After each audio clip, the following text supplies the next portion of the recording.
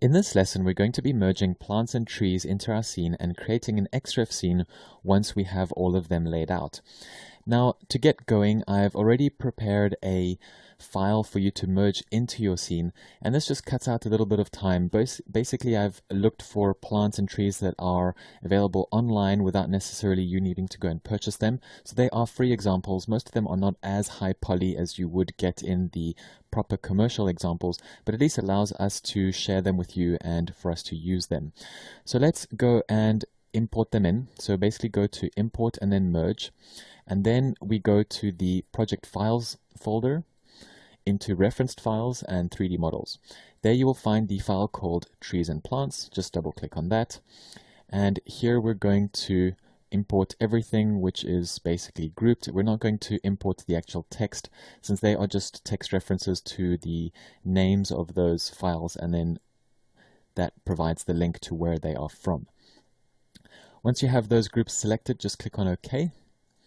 Next, you can look in your top view and just find where those trees are. They're going to arrive more or less here around the 0 point. And now we can just move them off and start working with them. So let's now go and turn on our CAD file for the landscape. So that is ground landscape. And we can also turn off most of our 3D information, except for the plants, of course. I'm going to leave the slabs so that I can just get a good idea of where the house actually is. Next, I'm going to just show you what these trees and plants are, and I'm going to do a tiny render so that you can see what they look like just before we start scattering them around. So I'm going to pause the video now quickly and just render these plants for us. So here's the render of the plants that we're going to be using. Most of them are quite low poly, except perhaps this poplar tree on the right. And this is the one that's going to go all around the outside of the property. And the palm trees are going to be at a few key locations where they're going to be in planters next to the entrance and so forth. And then the rest of them we're going to scatter around the garden just next to the walls of the building. So let's get that started. I did just want to mention at this point, before I start moving and copying them around, is that if you have a scene with a lot of these plants and you do have concerns about your computer system handling the amount of geometry, or if you're starting to see that your system is crashing if you start to copy them too many times, then you can go and create proxies out of these trees, and you can then import or at least load that individual proxy, which will then render those trees with a lot more ease. It'll basically help your RAM. So if you do want to see that entire process, I do invite you to have a look at the first course that I did on Digital Tutors called Creating Optimized Architectural Visualization in 3D Max and V-Ray. And that takes you through the whole process of creating a proxy, loading it, copying it around, and basically also applying textures to the proxy, and basically how that entire process works. So because our scene is not necessarily that huge, we're not going to have thousands of trees, we're just going to have a few. I'm going to just use these objects as they are, and then we're going to load them into a separate scene, which is going to get XREF'd back in. So you'll see what I'm talking about once we get started. So first, I'm just going to start with these pop trees, and I'm going to position them into these locations as they are on plan. I do think, however, that they can be much bigger.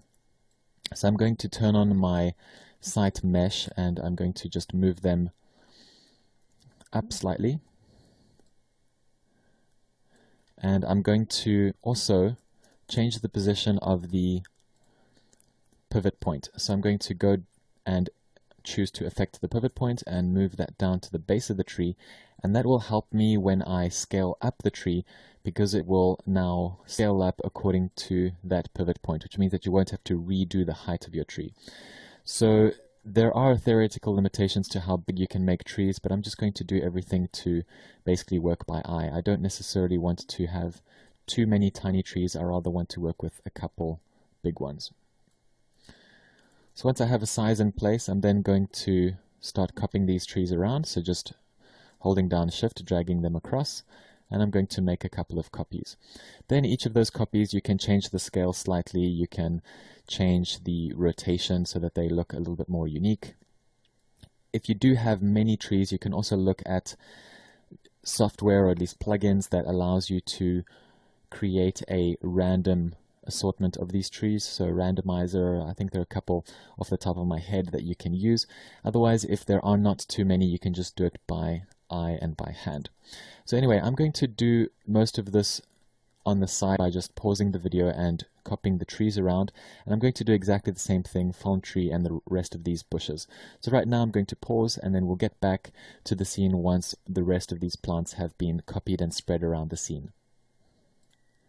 So now I've gone and added in the rest of the planting. Everything has just been copied, moved, scaled, rotated, and so forth to give it a slightly unique effect. Now, as soon as you start having quite dense geometry in your scene, you're going to see your scene start to slow down quite a lot, especially when you want to pan or zoom or do anything like that. So one of the things that can help is to just click the box at the bottom, which is called adaptive degradation. So once that is turned on, if your scene, if your computer at least, or your graphics card can't handle the amount of geometry being displayed, it will degrade it down to a simpler object. So if you right click on that, you will see you have a configuration for that.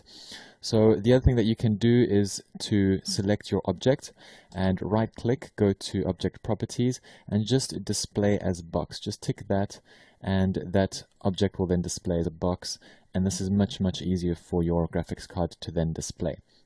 But instead of doing this, I'm going to now complete this lesson by selecting all of the planting. So let's go into the layer manager, and we're going to just select all of the plants. I'm then going to isolate them just to check that the selection is correct. Let's have a look in perspective. And with all of these plants selected, we're now going to save them to a separate scene. So go to Save, Save Selected, and then you just go to your project files, and I'm going to leave that in the 3D Models folder, and that's going to be called Trees and Plants XREF.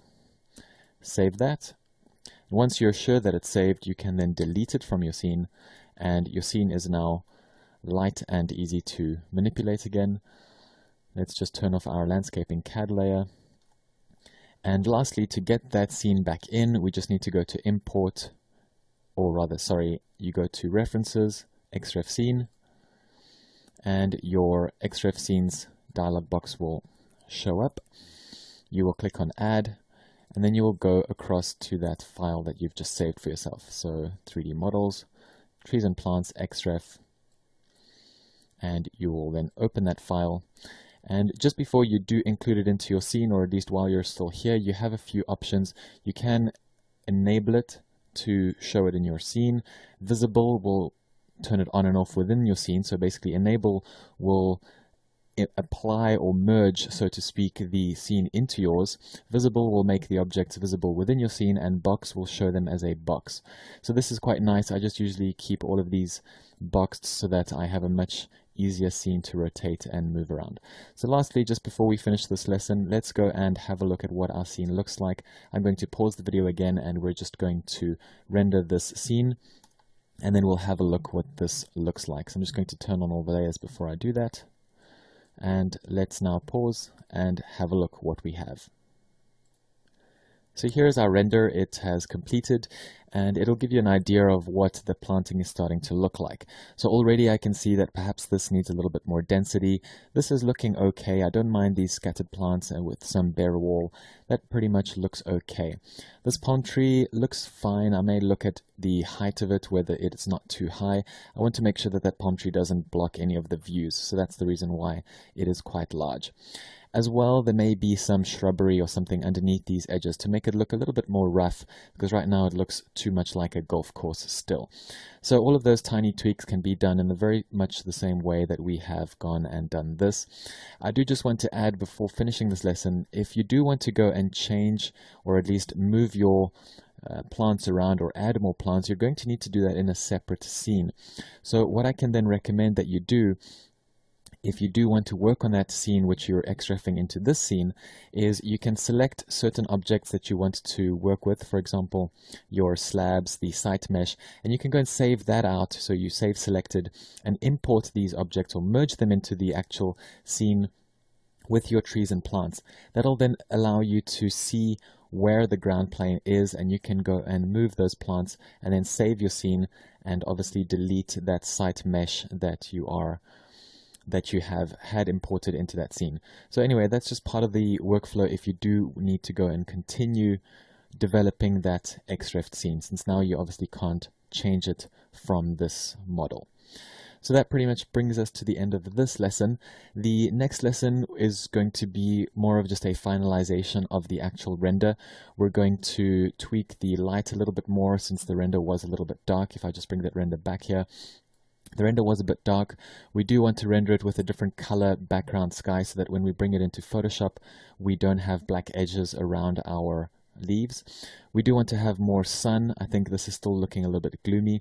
And also I need to go back to the actual texture, and this little corner here has the larger scale grass. So I just need to continue texturing this part so that this is included with this fine higher resolution texture so that we have a cleaner render in this corner. So we will get to all those tweaks in the next lesson, and thereafter we will then pull a high resolution production render into Photoshop that we will then work on and finalize our view.